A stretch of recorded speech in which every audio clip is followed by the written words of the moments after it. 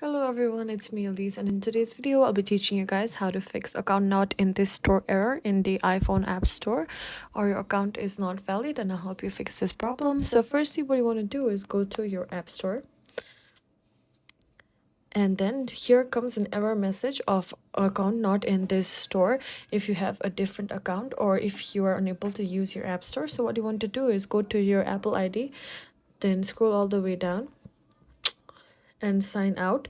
After you've signed out, you want to search for any app you want to download. I'm searching for WhatsApp Business.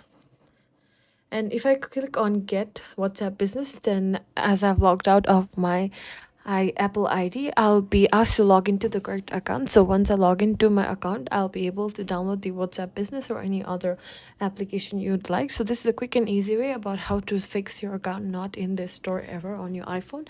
If you enjoyed this video, please leave a like, comment, and subscribe. I'll see you in the next one. If you have any questions or comments, leave it on the drop box below. It's me, Elise, signing out.